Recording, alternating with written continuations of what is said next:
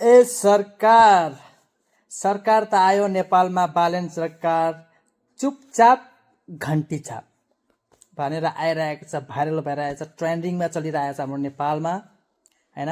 From इन्डियादेखि पनि support छ हाम्रो नेपाल अलिकति राम्रो भएर जाओस् हैन।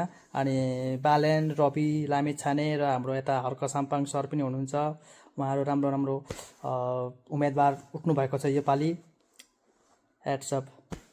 र नेपाल सरकारहरूले पनि अब जो विदेशमा छ उनीहरूको लागि चाहिँ के हो, विदेशमा हुनेहरूको लागि के हो, उनीहरूले कसरी भोट दिने उनको लागि उनीहरूको लागि पनि त अनि के न के त अब गर्नै पर्यो, अनलाइन तरिकाले गरिदिनु पर्यो।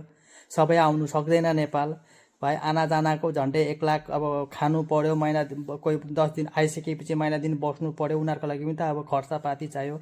त्यसको लागि उनीहरूको लागि चाहिँ अनलाइन तरिकाको भोट दिने तरिका बनाइदियो कस्तो हुन्थ्यो होला। अरे जान त जा नि, के पर्खी बसेको, के टिकट हामीले बुकिङ गर्नु भन्छ यार? जा नि खुरुकना। पैसा हुनु पर्यो नि भाइ, आना जाना कम त खर्च लाग्दैन, अनलाइन भए राम्रो हुन्छ नि त, हो कि होइन भन त? अनलाइन भएर राम्रो हुनु पर्यो नि त। हुनु त ठिकै भन्यो, अनलाइन तरिकाले भोट दिने सिस्टम भएको भए सबैलाई राम्रो र हुन्थ्यो। हाम्रो आसाममा पनि अब अप्रिलमा एमएलए को इलेक्सन हुन गइरहेको छ, त आसाममा पनि हो त्यसरी अनलाइन तरिकाले भोट दिने तरिका भइदिएको भए अनलाइन तरिकाले सबैलाई सुविधा हुन्थ्यो। आना जाना खर्च हुन्छ नि त भाइ यत्रो। म झन्डै अब कतिचोटि भयो होला, म इजरायलमा बसेको 4 वर्ष भइसक्यो, भोट दिनु पाएको छैन। यदि अनलाइन तरिका भएको भए त भोट दिनु सजिलो हुन्थ्यो हैन, आफ्नो मन परेको उम्मेदवारलाई। अब किप कमेन्ट हैन, कमेन्ट गर कि यो हुनुपर्छ कि पर्दैन विदेशमा रहनेहरूले, किनकि विदेशमा नेपालीहरू इन्डियनहरू कतिजना छन्।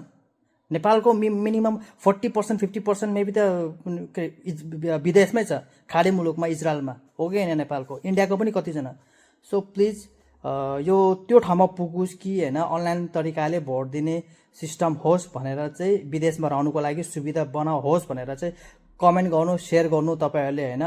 अनि लाइक त अब तपाईँको हातबाट भइ त हाल्यो होइन। प्लिज के भन्छ अब सेयर गर्नु डाममा एकदम सेयर गर होइन, यो होस्, किनकि हामीले नै भोट दिनु पाउन यार, यत्रो टाढा बसेर, हो कि होइन।